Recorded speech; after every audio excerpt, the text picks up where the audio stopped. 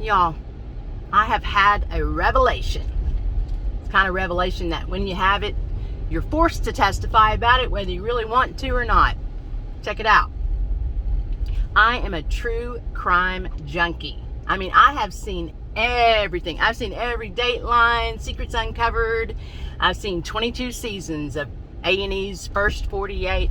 I know all those detectives. I know all those stories. I can't get enough of it.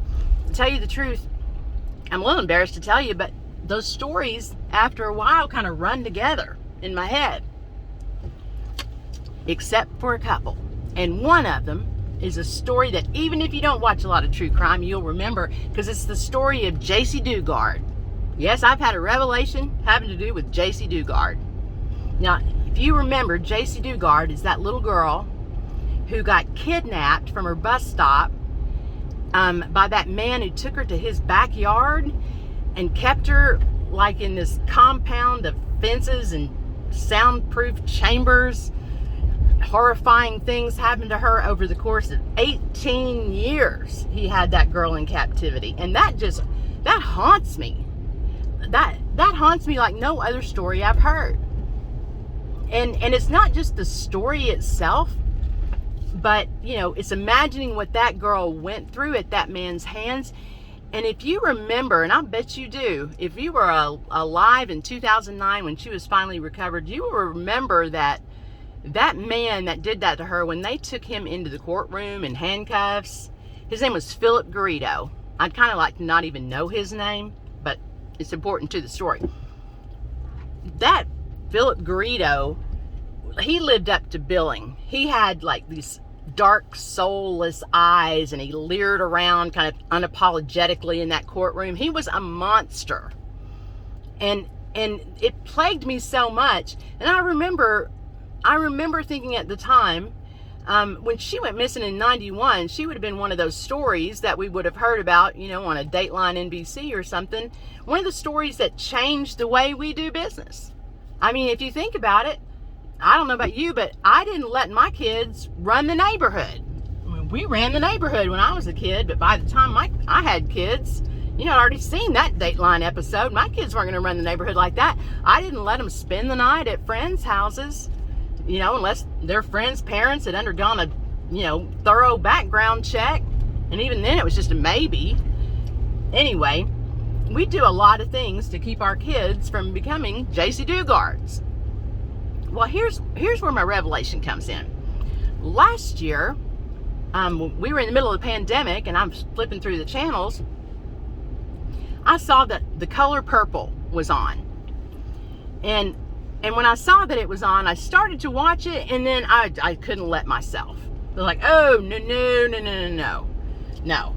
Because that story, when I saw that back in the mid-'80s, that story stuck to me like a hair on a biscuit. I couldn't shake the thought of the things that I witnessed in that story for love nor money. And I wasn't going to put myself through that again. But somehow in that moment, it also clicked with me that the only other story that's affected me that way was the story of Jaycee Dugard. And then it dawned on me, it's the same story. The exact same story. Kidnapped, check. Held captivity in the backyard, check. Subject to the whims of their captors, check. Even bearing his children. Jaycee Dugard bore the children of that man, 2 little girls, and she built a little life for herself back there, teaching those little girls to read and trying to keep them safe. In fact, when she was old enough that she could have formulated a plan to get out of there, she didn't. I've read this in her books, and if you hadn't read them, they're worth reading. When she was old enough to formulate a plan to get out of there, she saw it as abandoning those little girls and leaving them in the care of Philip Garrido. Can't blame her for staying. Anyway, in that moment when I made this connection between that story and The Color Purple story, I didn't realize it then, but bam, Mama got a brand new set of ears that day. Because since that day, last year, things that I hear with a whole new consciousness. I hear with a whole new set of ears. I see with a whole new set of eyes. And I'll give you an example. A couple of months ago, we had a legislative session here in the state of Arkansas, and among the bills being considered was one that was introduced by a Republican in the House, a guy named Austin McCollum. Austin, I want to thank you. Austin McCollum introduced a bill that would do away with something that we have here in the great state of Arkansas called Arkansas Confederate Flag Day. Well, it seems kind of outdated. I guess there's people that have a fondness for the Confederate flag. I wasn't really thinking about that when I was reading the story. I thought, surely we're past all that. This isn't going to have trouble. And in fact, by the time I found out about it, the bill had been introduced in the House and had been, voted, yeah, we don't need that anymore. A vote of 80-7. So I wasn't really that worried about it. But I should have been, because 2 months ago today, on April the 26th, that bill was considered in committee in the Senate.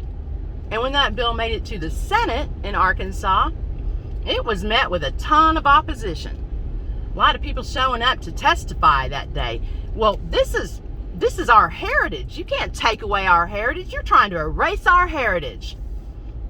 I heard that with my new ears, because I have to confess, I knew where they were coming from, because when I was in high school, we didn't even call it the Confederate flag. We called it the rebel flag. And a rebel flag is different. You show me a high schooler that doesn't consider themselves a rebel on some level, and I'll show you a unicorn. I mean, we were rebels. And we sort of thought of that flag, if you're a rebel, it's sort of like a hippie thing, it's like sticking it to the man, And then I started realizing these people that showed up to testify that day, who were, by the way, largely in my age group, these people probably saw it the same way. It's like, this is the man trying to take away our rebel flag. But what made me realize the error of my thinking was I tried to imagine myself explaining this to J.C. Dugard.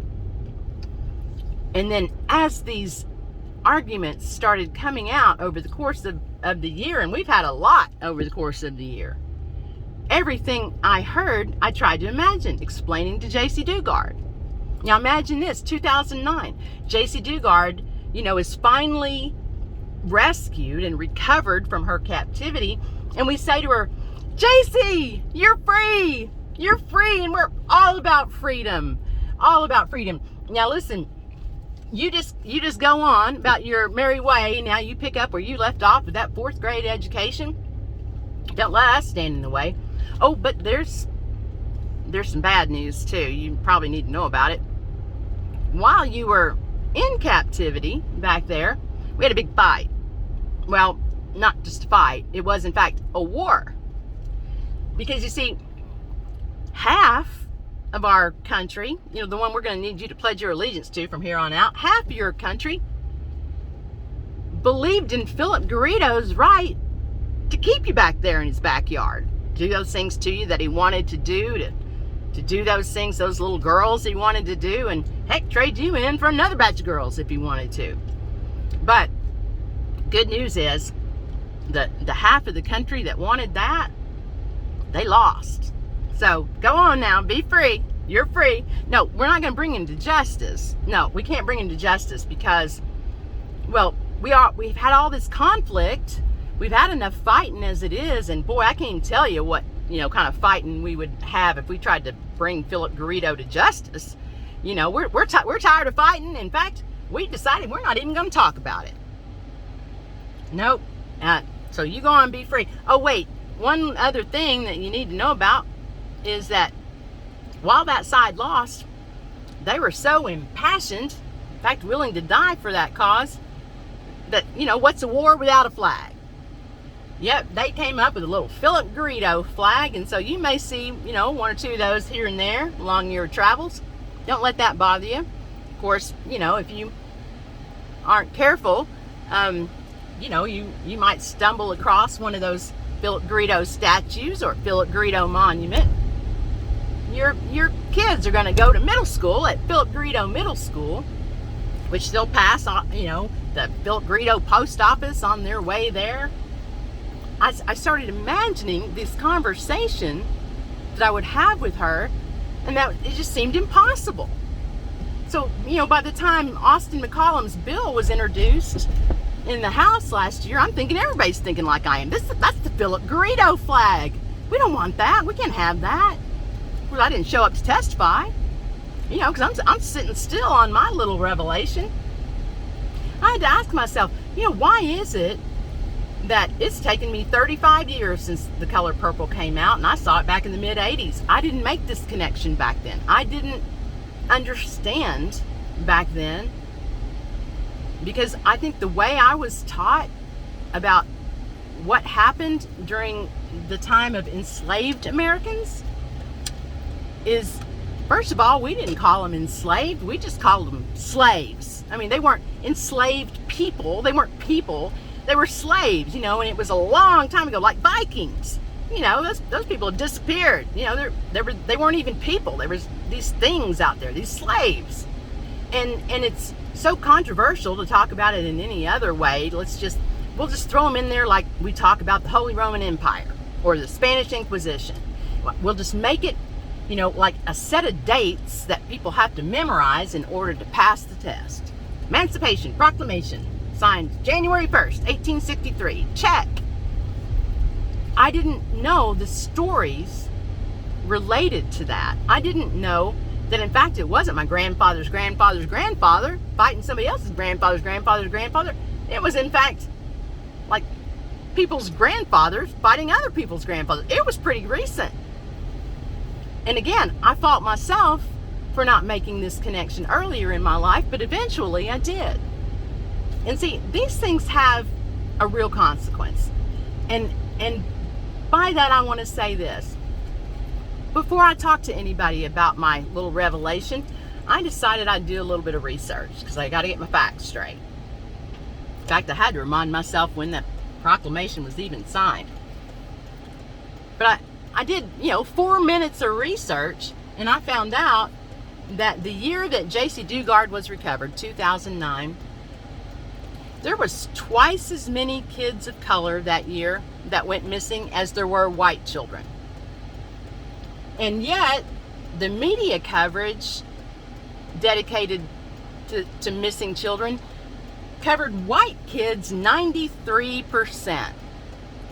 93%.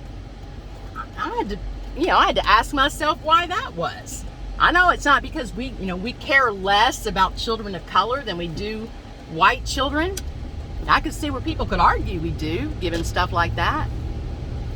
And it really has a lot to do with the fact that there's more kids of color in the foster care program, and when a foster kid goes missing, law enforcement just assumes they've run away. They often do. There's so many issues there that we need to be talking about, that we need to be resolving, because I do care, like many of you, I do care as much about those, missing kids of color as I do any white kid. But I still didn't make those connections. I didn't even know that little fact right there until I did a little bit of research. And these complex problems that I'm finding out about, it's going to take, a whole generation of people looking at them, thinking through them, looking at the science, looking at the social aspects of it, trying to work out how we fix this. But here's what got me thinking I had to testify. I remembered that when they dragged that Philip Garrido into the courtroom, he was not alone. He was, if you looked over his left shoulder, accompanied by his wife, Nancy. There stood Nancy. She was in handcuffs too, thank the Lord, because that woman stood by for 18 years and let that man do what he did to that girl. She didn't lift a finger to help her. In fact, she probably lifted more than that to help him. But 18 years she stood silent. So yeah, she goes to prison too. And I thought, oh my God, I know I'm not ever going to be a Philip Garrido. And I hope nobody watching this video is ever going to be a Philip Garrido. But I'm Nancy Garrido. I could be a Nancy Garrido. And I don't want that. I want to be standing next to J.C. Dugard and saying, okay, so these little symbols of what that man did to you are going to be in our society for the next 160 years. A lot of reasons for that. Don't need to go into all of them, but they are going to be around for, your children and their children and their children's children, for 160 years. And then comes along a generation of people that says, okay, this story comes to an end here. It doesn't erase our heritage. We can't erase that. I mean, I'd love if we could erase that heritage. That'd put an end to everything. We could erase the heritage. Germany outlawed the swastika. Didn't keep me from finding out about the atrocities that happened to those people. It didn't erase their heritage. I think if I went to Germany and I saw that there was going to be a Berlin swastika day, I'm not thinking to myself, wow, look there, these people are honoring their heritage. I'm thinking, these people aren't done. These people are still about it. And I'm getting the hell out of there. And I have to believe that when I was a kid, going to a party where there may have been a, Confederate flag, rebel flag, hanging on the wall of somebody's house, when I wouldn't have thought much of it. I really wouldn't. I wouldn't have seen it as a Philip Garrido flag. But maybe some of my darker skinned friends, Trevon, Terrence, Siobhan, Sharon, maybe you guys did. Maybe you guys looked at that and you saw that as a Philip Garrido flag, and I'm sorry.